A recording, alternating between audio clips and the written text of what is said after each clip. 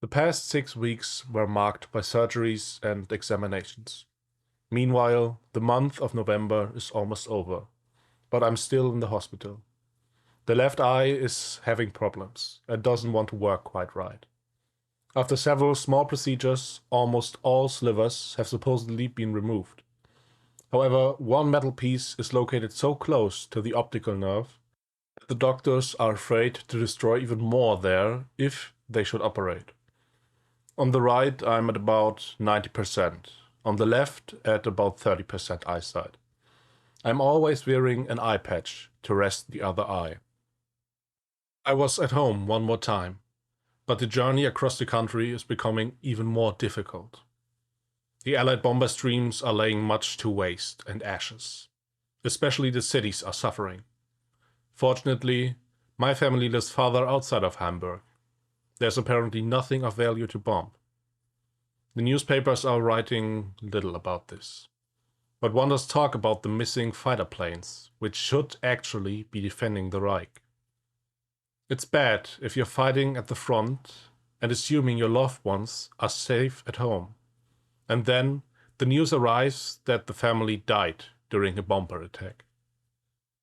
During the time at the hospital, I talk a lot to other comrades. One is from the Navy and was wounded on a destroyer. He has an eye injury. The face has also sustained some damage. This comrade tells me that his family, father, mother, sister, and his brother, with kids, died inside an air raid shelter in Berlin. He's very bitter and quickly wants to get aboard his ship again. Keep fighting. Don't relent. Take revenge for the killed family. This is what's driving him. So many are also affected mentally. Even if it's not talked about, just notice it with the men. At the beginning of December, I'm set on march. First off to our replacement unit, so I can be reintegrated into routine duty again. Neuruppin is not far away from Hamburg. Therefore, it's a breeze to drive to Gudrun every few weeks. When I finally arrive at the military barracks, I report to the company sergeant. My papers are checked, and I'm assigned quarters. In the next few days, all kinds of formalities are taken care of, and one becomes familiar with all kinds of tasks. Here, too, another medical examination is performed, and it's determined that I'm not yet fit for frontline duty. The left eye has to be in working order again first. The doctor does advise me, however, due to the issue with my eyes, not to report back to the front, but rather to a military school. The years at the front, the experience, that would be quite useful for the Tank Troop Academy. But I'm a tank gunner, and that's what I want to do again. The doctor has a different view and says that I should return again in 2 weeks. Then another doctor would also be available, who could say more regarding the eye injuries. Wait and see what the high masters here are planning. From here, the demand in personnel for the front is sent off. Slowly, I'm also getting anxious, since Gudrun is soon due. Every day I expect a call that I should be coming home. The company sergeant is aware, and the captain has assured me that I'll be allowed, as long as I'm not on watch duty, to drive to my wife by the fastest way possible. The comrades here are quite alright. Also many wounded who have to fulfill their duty with staff activities. The lance corporal in the company office has a pronounced limp, and his left hand is missing. But he can perform all tasks well within his own right.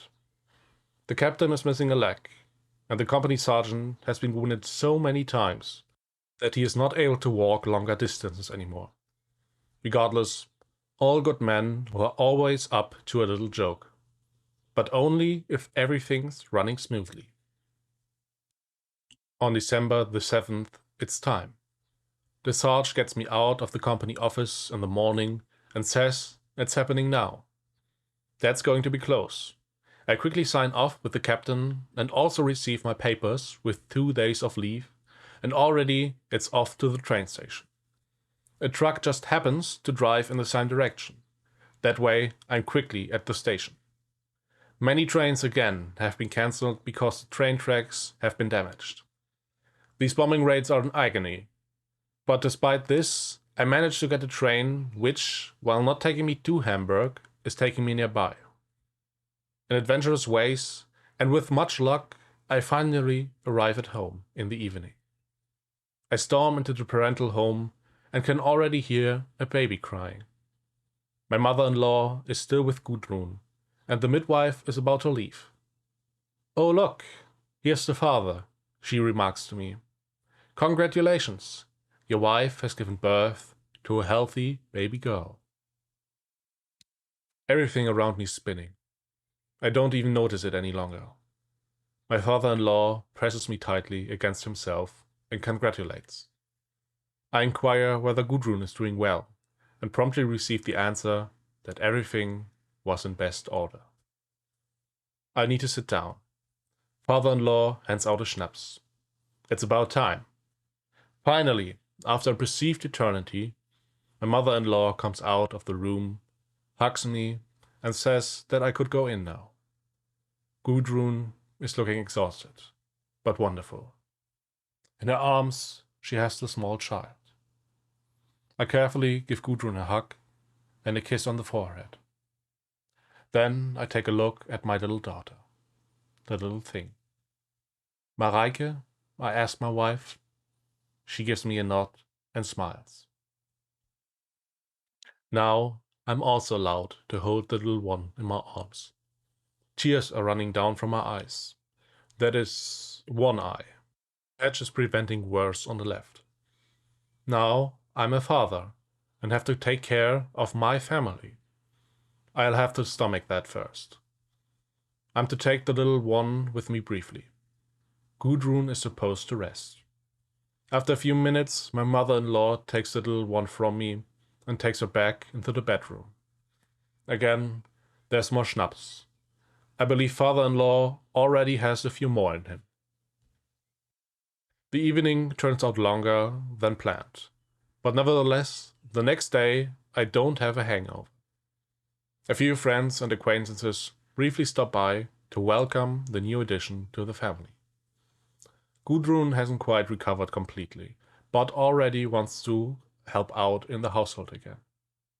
We still give her rest, and I also have to get on my way back again. Here, she's in good hands. At least I was home, unlike many other soldiers who then only receive a letter from home that the kids have been born. Feeling blessed, I return to my military barracks, and, of course, there have to report what happened. On the following evening, I can get around to handing out a few bottles in honor of the new offspring, and it turns into a wet, jolly evening where even the captain joins in for a small drink. The next day turns out even worse, and one attempts through all kinds of made-up tasks, make oneself scarce, and catch some sleep. On the weekend, I'm on duty, and we have lots to do. Comrades are sent to the front, and convalescent soldiers are received. There's always something going on here. By now, I also have my second visit with the doctor. This time, the eye specialist is there and thoroughly examines me. He seems not to be excited, but he takes the time and enlightens me. The metal sliver was stuck so deep in the optical nerve that it'd be difficult to remove it. As long as it was present, however, I'd never be able to see correctly again.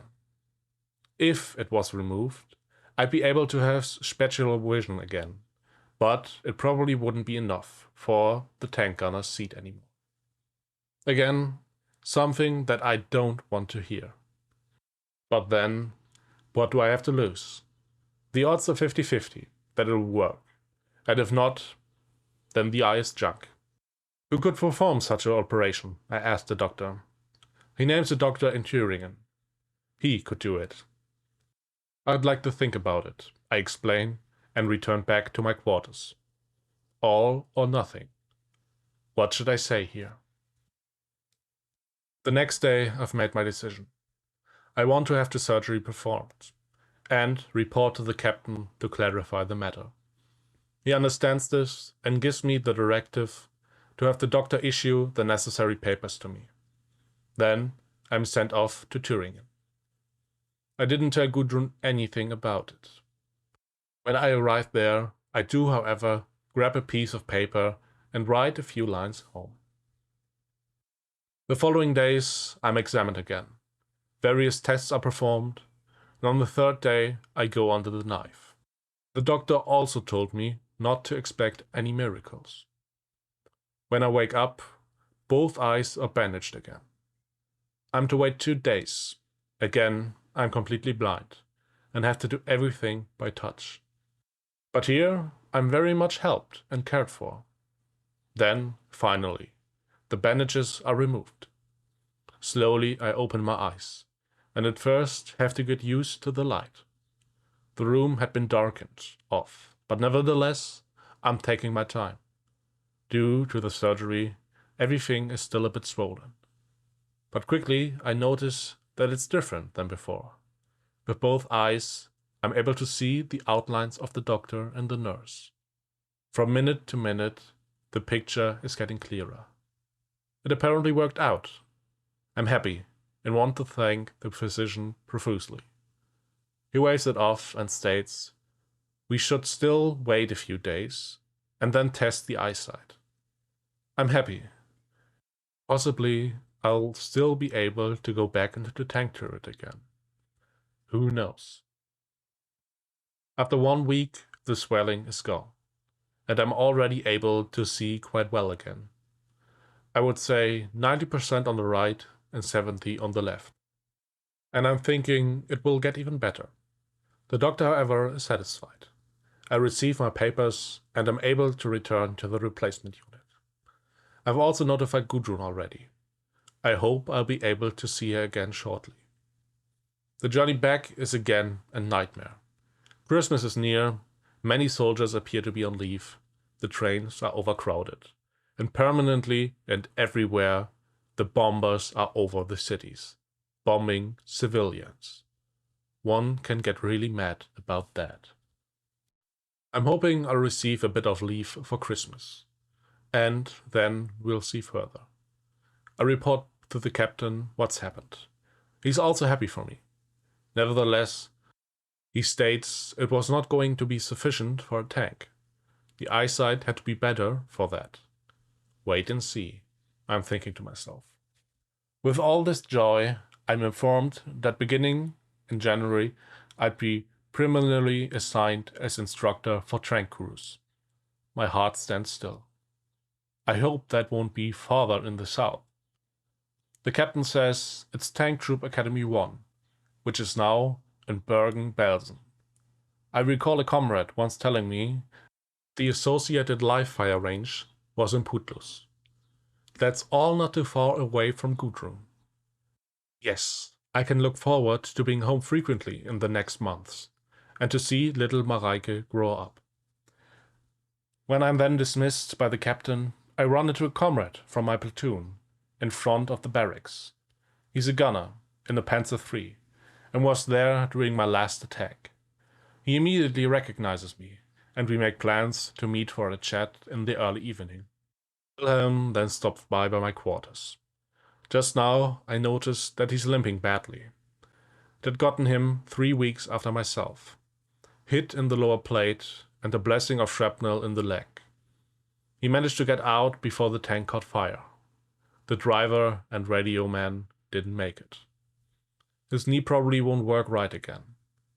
He was excited whether he would get back to the regiment. Then he tells me how he had witnessed my injury. When they were towing away our tank, he was securing the left flank. Then came over the radio that I had been wounded. Despite that, it went further. And with their combined efforts, they had managed to get us all back behind our own defensive lines. That had still been quite the fireworks show, that all the Russians had shot at us. Heidi had indeed been hit pretty good. The entire operation had been a success. The toll in blood here was very high as well. In the end, it had all not helped. The Russian had kicked us out of Kharkiv. In the end, nevertheless. In reverse gear, the regiment, or what was left of it, then always glued to the enemy, preventing the Russians' advance. That way, another defensive line could be established, and there, the Russian had to come to a halt at some point. Then, when he was wounded, they'd already been on their way to the river Dnieper. Many good men had remained in Russia. The regiment bled a lot. He wanted to get back to his company as fast as possible. Here, it all didn't feel right to him. At the front were the comrades. Nothing was keeping him here. I want to know how he intended to become fit for the frontline duty again. It simply states that there were ways and means. More, he doesn't want to tell me. And I leave it at that.